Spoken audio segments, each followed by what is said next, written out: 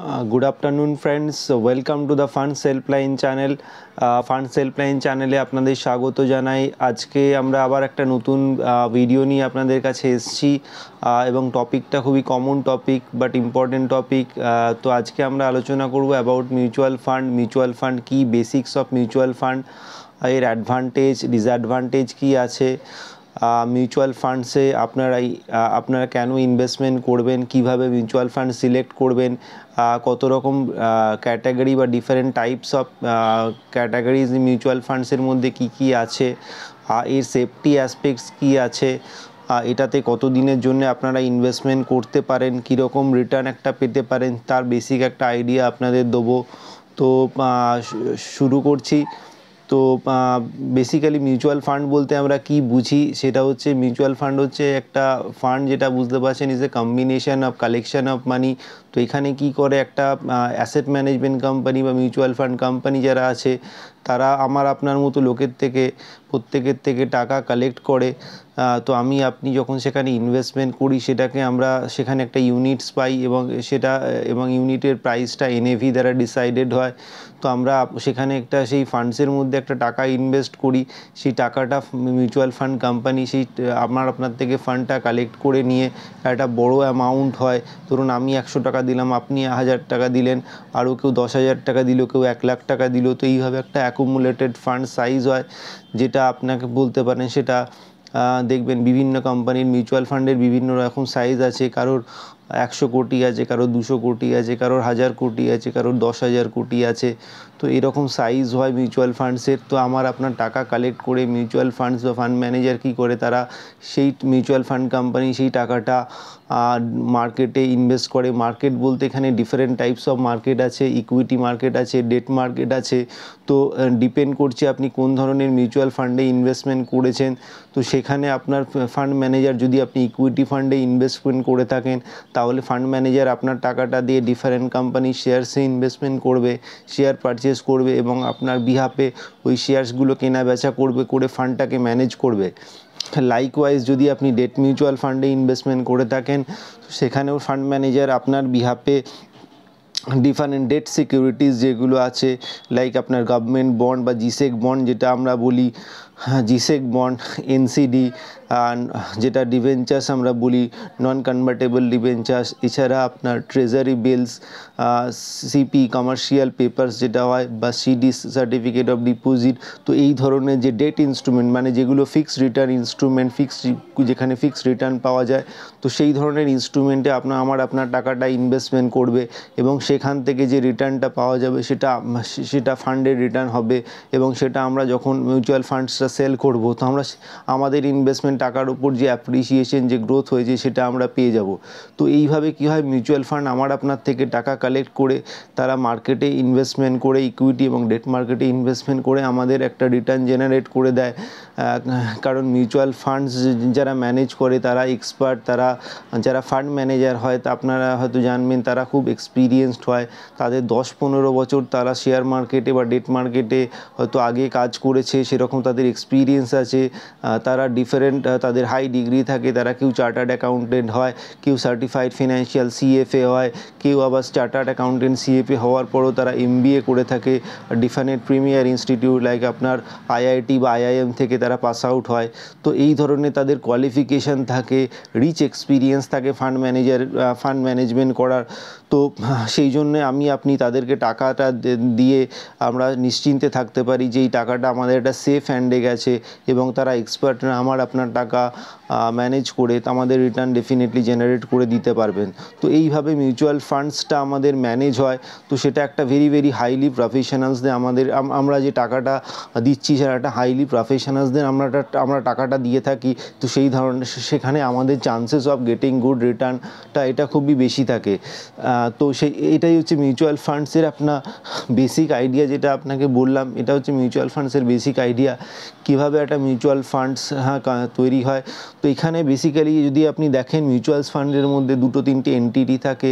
একটা হচ্ছে asset management company থাকে যারা আপনার বিহাফে টাকাটা ম্যানেজ করছে। এছাড়া আপনার একটা কোম্পানি থাকে যেটাকে আমরা বলি ট্রাস্ট, যেখানে আপনি বা আমি যে সিকিউরিটিটা ফান্ড ম্যানেজার যেটা আমার আপনার বিয়াপে যে স্টকসটা বা যে বন্ডসটা কিনছে সেই ট্রাস্টের কাছে সেই টাকাটা সেই ইয়েগুলো মানে কাস্টোডিয়ান বলা হয়।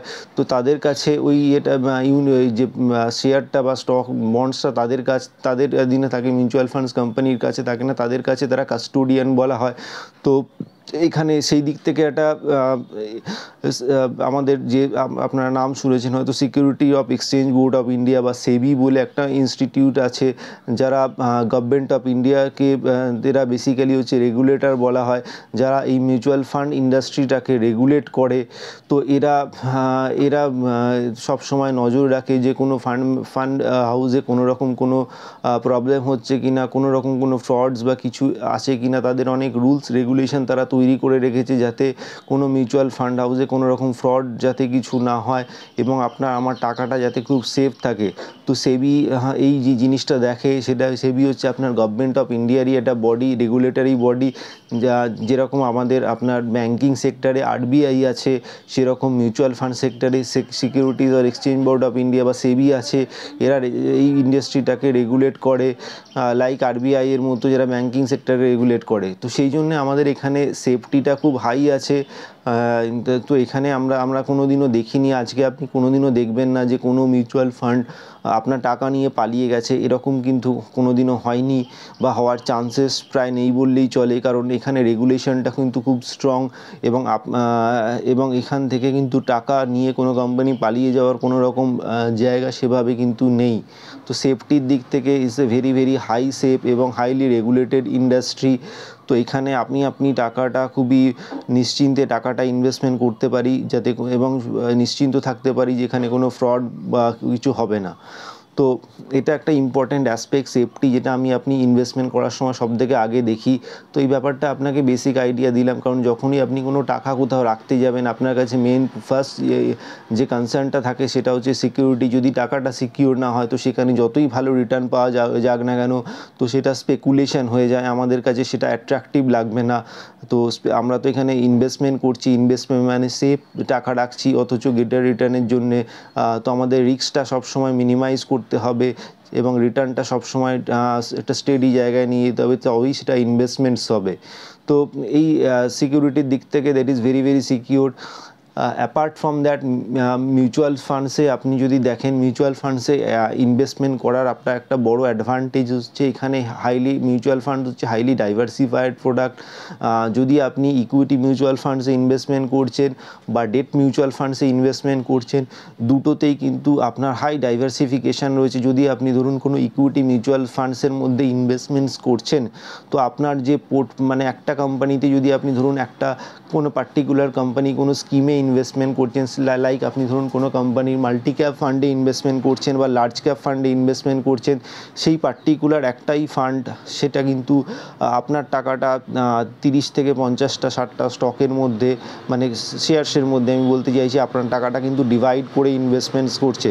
তো আপনি এখানে 1000 টাকা যদি ইনভেস্টমেন্ট করেন বা 10,000 টাকা ইনভেস্টমেন্ট করুন বা 10 লাখ টাকা ইনভেস্টমেন্ট করুন একটা পার্টিকুলার স্কিমে, আপনার টাকাটা কিন্তু ডিফারেন্ট আপনার ধরুন 30 থেকে 50টা কোম্পানির শেয়ার্সের মধ্যে টাকাটা আপনার ভাগ হয়ে যাচ্ছে এবং আপনি এখানে একটা ইউনিটস পাচ্ছেন, নাম্বার অফ ইউনিটস আপনি পাচ্ছেন এবং কোম্পানির যে এনএভি আছে তার সঙ্গে আপনি যে ইউনিটস পাচ্ছেন তার সঙ্গে এনএভি মাল্টিপ্লাই করলে আপনি টোটাল যে টাকাটা ইনভেস্টমেন্ট করছেন সেটা আপনি দেখতে পাবেন। তো এখানে ইউনিটসটা কী হয়, ইউনিটসটা আপনার ফিক্স থাকে, এনএভিটা চেঞ্জ হতে থাকে। মানে আপনি আজকে 100 টাকা যদি ধরুন ইনভেস্টমেন্ট করেছেন, আপনার 10 টাকা যদি এনএভি আছে তো আপনার 10 ইউনিট তাহলে আপনি পাবেন।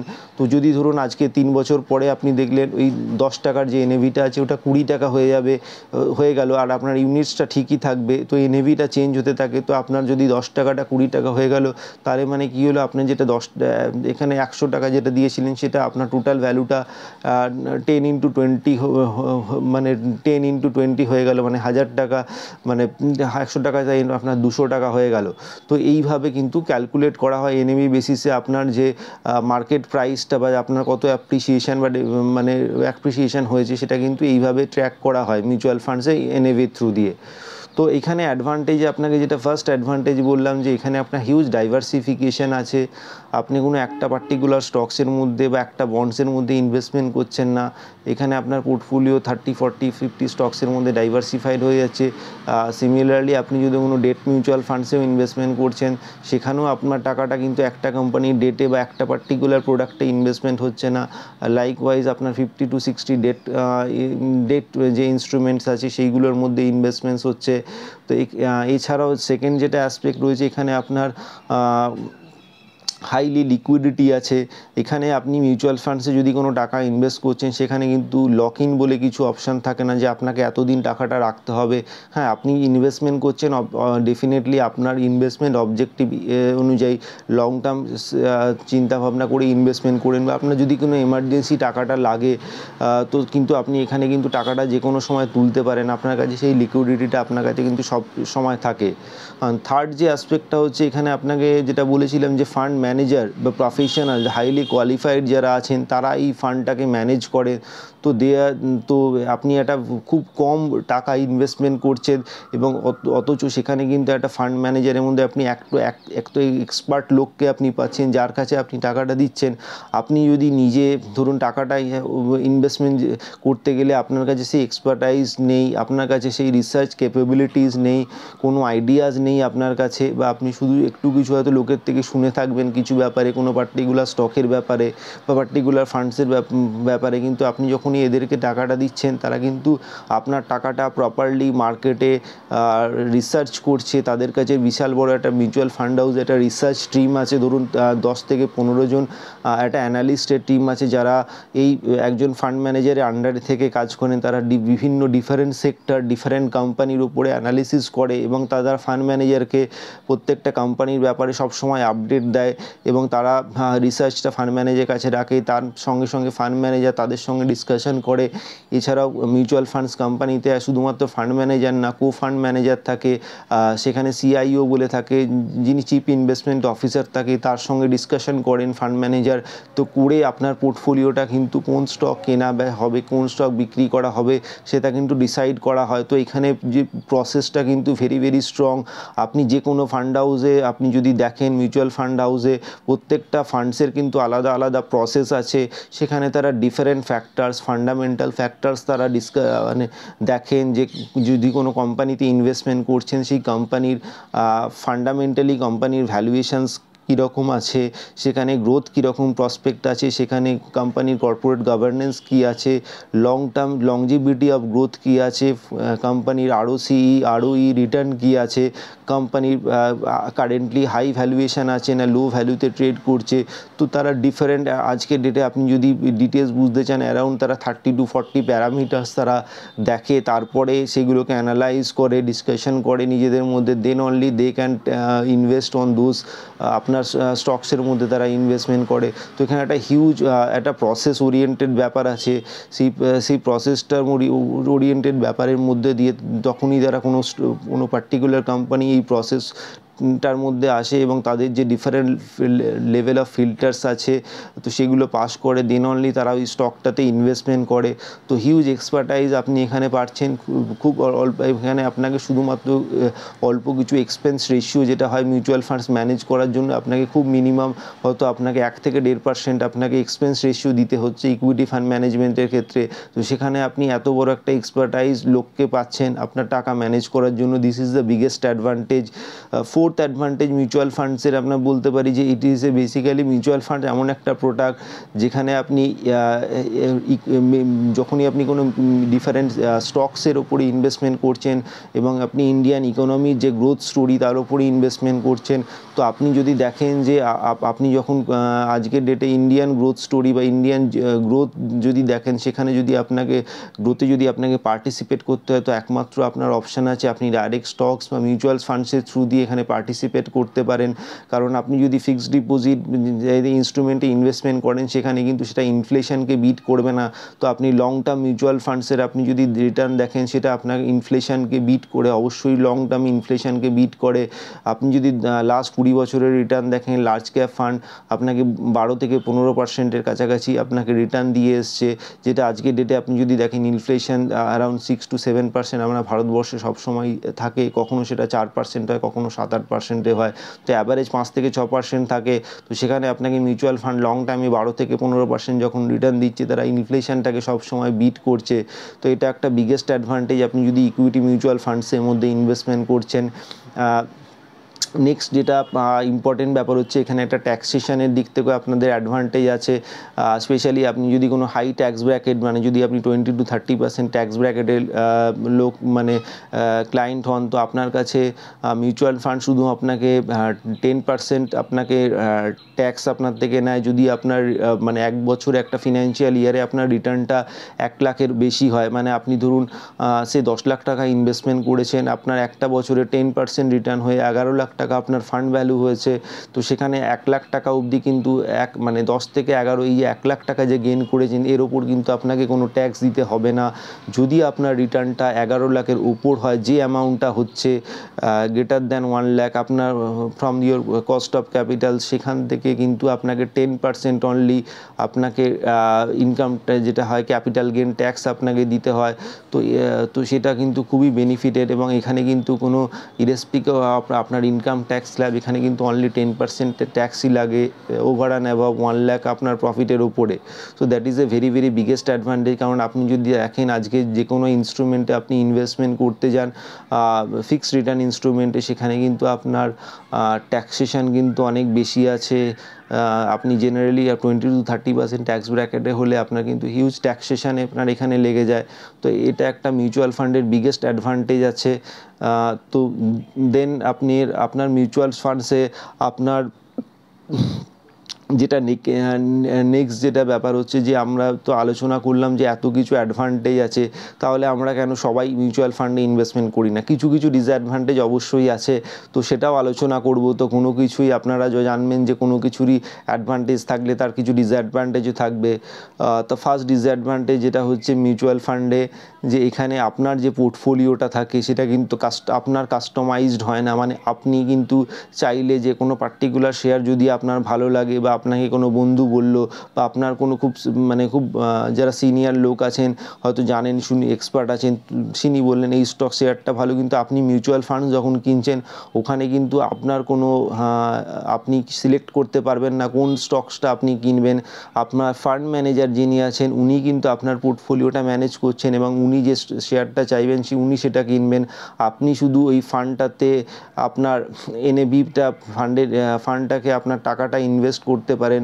এখানে কিন্তু আপনার কোনো ডিসিশন কোনো ম্যাটার করে না আপনি কোনটা চাইছেন না চাইছেন, ডিপেন্ড করছে যে ফান্ডের যা আছে সেই ফান্ডটাকে যদি আপনি লাইক করেন আপনি সেটা কিনতে পারেন, আপনার এখানে কোনো ভিউ কিন্তু চলবে না। তো এইটা একটা ইম্পর্টেন্ট ব্যাপার, যেখানে আপনার চয়েস কিছু না, কাস্টমাইজ প্রোডাক্ট না, ঠিক আছে। সেকেন্ড মিউচুয়াল ফান্ডসে হচ্ছে যে যদি আপনি ধরুন মিউচুয়াল ফান্ডসে আপনি দেখবেন যে আপনাকে লং পিরিয়ড অফ টাইমের জন্য ইনভেস্টমেন্ট করতে হয়। তো এবং একটা শেয়ার দুটো শেয়ারে আপনি কিনলেন, হয়তো সেইগুলো খুব তাড়াতাড়ি খুব ভলাটাইল হলো, দাম বেড়ে গেল, সেটা কিন্তু নয়। মিউচুয়াল ফান্ডসে কিন্তু একটু টাইম লাগে একটু ইনভেস্টমেন্ট করতে, কারণ আপনার পোর্টফোলিওটা ডাইভার্সিফিকেশন থাকে, সেখানে রিস্ক যেমন কম থাকে কিন্তু রিটার্নও কিন্তু খুব তাড়াতাড়ি আসবে এরকম কিন্তু ব্যাপার না। তো আপনাকে অবশ্যই ইনভেস্টমেন্টটা একটু লং টার্ম ভেবে করতে হবে। থার্ড যেটা অ্যাসপেক্ট আমরা যেটা ভাবি যে আমরা যে ইনভেস্টমেন্টটা করছি সেটাতে কত, আমরা প্রথমেই জানতে চাই যেটা এটা কত ফিক্সড রিটার্ন আমাকে দেবে, আমি কতটা অ্যাসিওর যে আমি এত রিটার্ন পাবো। তো মিউচুয়াল ফান্ডস প্রথমত কোনো ফিক্সড অ্যাসিওরেন্স আপনাকে দেয় না, এখানে কোথাও লেখা থাকে না মিউচুয়াল ফান্ডসে যখন আপনি ইনভেস্টমেন্ট করবেন বা আপনার কোনো অফার ডকুমেন্ট বা স্টেটমেন্টে কোথাও আপনার লেখা থাকবে না কি আপনি এত % রিটার্ন পেতে পারেন বা পাওয়ার চান্সেস আছে, সেটাও কিন্তু লেখা থাকে না। তো এখানে আপনাকে মিউচুয়াল ফান্ডসে আপনাকে কিন্তু রিস্ক আছে, সেই জন্য বলা হয় mutual fund is a subject to market risk. তো আপনাকে মিউচুয়াল ফান্ড যখন আপনি করছেন আপনাকে মার্কেট রিস্ক এবং কারেন্ট মার্কেট সিনারিওটা বুঝতে হবে। তো মিউচুয়াল ফান্ডসে পাস রিটার্নটা আপনাকে দেখতে হবে যে কি আছে, আপনি যে ক্যাটাগরি অফ ফান্ডসে আপনি ইনভেস্টমেন্ট করতে চাইছেন সেখানে পাস রিটার্ন কি আছে সেটা আপনাকে বুঝতে হবে। সেটা দেখে আপনাকে একটা আইডিয়া নিতে হবে যে কীরকম রিটার্ন হতে পারে আপনার ফান্ডসে, বা আপনি এইখানে আপনার যদি সেরকম ডিটেলস আন্ডারস্ট্যান্ডিং না থাকে আপনি একজন ফিনান্সিয়াল অ্যাডভাইজার বা এক্সপার্টসের সঙ্গে ডিসকাশন করতে পারেন যে আপনি কতটা রিস্ক নিতে চাইছেন এবং সেই জন্য কোন ফান্ড আপনার পক্ষে, কোন ক্যাটাগরিজ অফ ফান্ড রাদার আপনার পক্ষে বেস্ট হবে, তো সেখানে আপনি ইনভেস্টমেন্ট করবেন। বাট সেখানেও জেনে রাখবেন যে রিটার্নটা পাস্টে দিয়ে হয়েছে সেটাও কিন্তু গ্যারেন্টেড কিছু বলে হয় না, গ্যারেন্টি কিছু থাকে না, আপনাকে সেটা বুঝে করতে হবে। তো সেই জন্যে মিউচুয়াল ফান্ডসে আপনার পাস্ট এবং ফিউচার, পাস্ট রিটার্নটা পাস্ট ইনভেস্টাররা পেয়ে গিয়েছে, তো আপনি কত পাবেন সেটা কিন্তু ফিউচারের উপর, মিউচুয়াল ফান্ডে ফিউচার ফান্ড ম্যানেজার কীভাবে আপনার ফান্ডটাকে ম্যানেজ করছে তার উপরে ডিপেন্ড করছে। তো এখানে পুরো ব্যাপারটাই কিন্তু সার্টেনটি বলে কিছু নেই, পুরো ব্যাপারটাই কিন্তু আনসার্টেন। অবশ্যই তো আনসার্টেন হওয়ার জন্যই আপনার কিন্তু chances of getting good return is quite high, because যেটা আপনার খুবই ফিক্সড হয় সেটা কিন্তু খুবই কম হয়। যদি আপনি রিস্ক নিচ্ছেন বলেই আপনি অ্যাডিশনাল রিটার্ন বা এক্সপেক্ট করতে পারেন গুড রিটার্নের। তো এটা একটা ব্যাপার যে ফিক্সড রিটার্ন আপনি কিছু পান না, এখানে আপনাকে কিছু লেখা থাকবে না বা পাবেন না।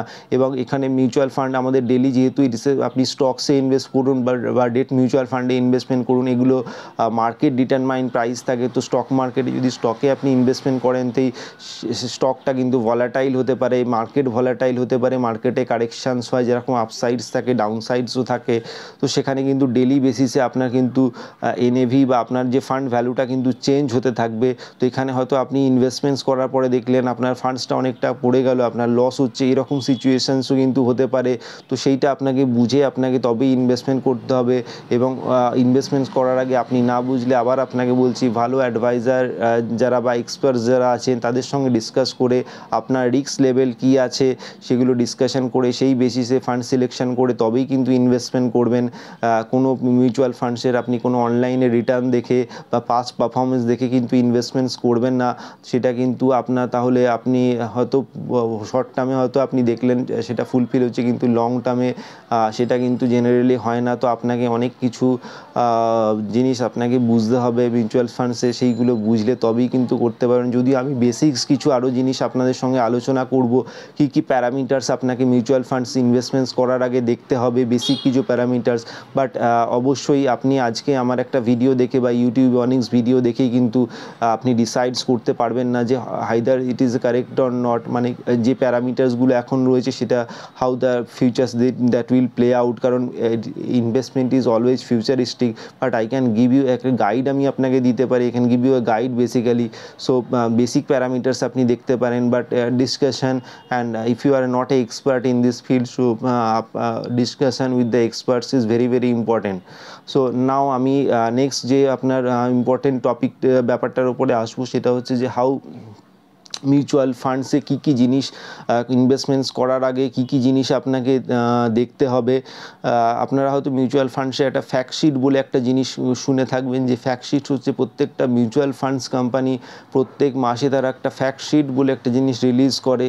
সেটাতে তারা তাদের যে পার্টিকুলার স্কিমসগুলো আছে তার ডিটেলস তারা দেয়, তারা কোথায় ইনভেস্টমেন্টস করেছে, তাতে ডিফারেন্ট তারা প্যারামিটার্সগুলো দেয়, তারা কি পাস্টে কি রিটার্ন দিয়েছে। যদি আপনি ইকুইটি দেখেন তারা কিন্তু ইকুইটির আপনার পাস্টে point to point return, yearly return, আপনার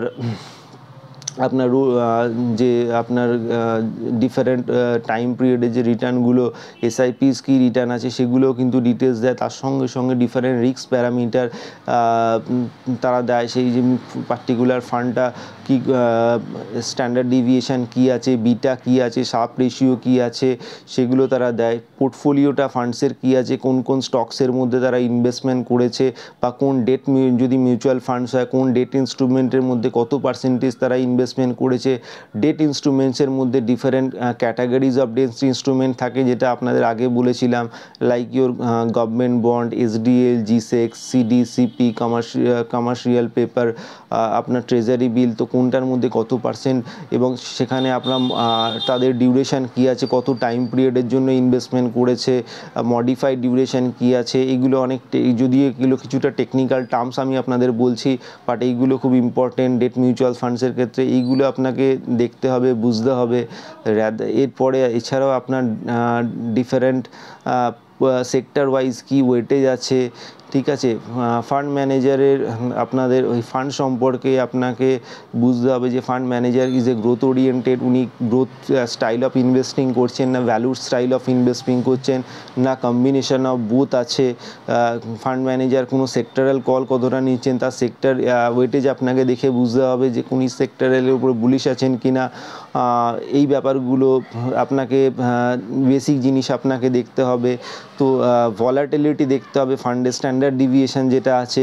ধরুন আপনি একজন সেফ কাইন্ড অফ ইনভেস্টার, বা আপনি যে ফান্ডসে ইনভেস্টমেন্ট করেছেন সেটা রিটার্ন কিন্তু খুব ভালো আছে, বাট আপনি লামসাম ইনভেস্টমেন্ট করতে চাইছেন, ফান্ডস কিন্তু খুব ভলাটাইল, সেখানে মিড অ্যান্ড স্মল ক্যাপের এক্সপোজার বেশি আছে, তার ফলে কিন্তু ডাউন সাইড যখন ফান্ডটা মার্কেট যখন ডাউন হয় তখন সেটাতে অনেকটা নিচে চলে যায়, এবং আপনি সেটা মানে হয়তো আপনি ভাবতেই পারেন না যে আপনার 20% লস হয়ে গেছে কোনো পার্টিকুলার টাইম পিরিয়ডে ফান্ডটা পড়ে যাওয়ার ফলে, সেটা আপনি টলারেট করতে পারবেন না। তো সেইগুলো আপনাকে দেখতে হবে। রিটার্নটা is a factor of risk. তো প্রথমে আপনাকে ফান্ডের রিস্কটা অ্যানালাইজ করতে হবে। Return is a basically a subset of risk. তো রিটার্নটা আপনি তখনই পাবেন যদি যে ক্যাটাগরি অফ রিস্ক আপনি নেবেন আপনি সেই অনুযায়ী কিন্তু রিটার্ন পাবেন, এবং এখানে আপনাকে অবশ্যই যে রিটার্নসগুলো আপনি পাস দেখবেন সেগুলো কিন্তু নেক্সট আপনি ইম্পর্টেন্ট প্যারামিটার রোলিং রিটার্ন আপনাকে দেখতে হবে 3 বছর 5 বছরে। ফান্ডসের সাইজ দেখতে হবে। অনেক সময় দেখা যায় যে ডিফারেন্ট ফান্ড হাউসের ডিফারেন্ট ফান্ডের সাইজ অনেক বড় হয়ে যাওয়ার ফলে ফান্ডে কিন্তু রিটার্নটা কম্পারেটিভলি আগের মতো পাওয়া যাচ্ছে না, ঠিক আছে। ফান্ড ম্যানেজার হয়তো সেমই আছে কিন্তু তাও রিটার্ন আসছে না। তো এই ব্যাপারগুলো ভেরি ভেরি ইম্পর্টেন্ট, এইগুলো আপনাকে দেখতে হবে, বুঝতে হবে। অবশ্যই আপনাকে আবার আমি বলবো, যদি আপনি এগুলো দেখতে বুঝতে যদি পারেন, বা আপনি এই ব্যাপারে কোনো ফিনান্সিয়াল বা স্টক মার্কেট রিলেটেড যদি মিউচুয়াল ফান্ডের কোর্স করেন তাহলেই হয়তো আপনি ডিটেলসটা বুঝতে পারবেন, বা যদি আপনি না বোঝেন তবে আপনি কোনো এক্সপার্টের হেল্প নিয়ে তবেই ইনভেস্টমেন্টটা শুরু করুন, এবং অবশ্যই ইনভেস্টমেন্টটা লং টার্ম চিন্তা করে করবেন। তো এটাই বলবো আজকের ভিডিওতে অনেকগুলো ব্যাপার আপনাদের সঙ্গে ডিসকাস করলাম মিউচুয়াল ফান্ডসের ব্যাপারে। তো আগামী দিনে আমি মিউচুয়াল ফান্ডসের ব্যাপার নিয়ে আরও অনেক ভিডিও করব, কারণ মিউচুয়াল ফান্ডস মানে খুব বড় একটা এরিয়া। এখানে অনেক ক্যাটাগরিজ অফ ফান্ড আছে, লাইক আপনার ইকুইটিতে আপনার 15 থেকে 20টা ক্যাটাগরিজ আছে, ডেট সাইডেও সেরকম আছে, এছাড়া হাইব্রিড ক্যাটাগরি আছে। তো এটা একটা ভিডিওতে আমার পক্ষে করা সম্ভব নয়, আমি জাস্ট বেসিক আপনাদের একটা আইডিয়া দিলাম মিউচুয়াল ফান্ড সম্পর্কে। আগামী যে ভিডিওগুলোতে আমরা চেষ্টা করব মোস্ট অফ দ্য যে ক্যাটাগরিজ আছে সেগুলোকে কভার করতে, ডিফারেন্ট স্ট্র্যাটেজি সম্পর্কে আপনার আলোচনা করব মিউচুয়াল ফান্ডসে ইনভেস্টমেন্টের। তো আশা করি আপনাদের ভিডিওটা আজকে ভালো লাগলো। যদি ভালো লাগে লাইক করবেন, শেয়ার করবেন, আমাদের চ্যানেলটা সাবস্ক্রাইব করবেন, আপনাদের ফ্রেন্ডস অ্যান্ড ফ্যামিলির মধ্যে এটা শেয়ার করবেন, এবং আমাদের কমেন্ট করে জানাবেন যে কেমন লাগলো আপনাদের এই ভিডিওটা, এবং আগামী দিনে যে টপিক্সের ওপরে আপনারা চাইছেন কোনো ভিডিও মানে কোনো ব্যাপারে জানতে চাইছেন আমাদের ডেফিনেটলি জানাবেন, আমরা চেষ্টা করব সেই টপিক্সটার উপরে নতুন নতুন ভিডিও আনতে। সো ধন্যবাদ আবার শোনার জন্য, থ্যাংক ইউ ভেরি মাচ।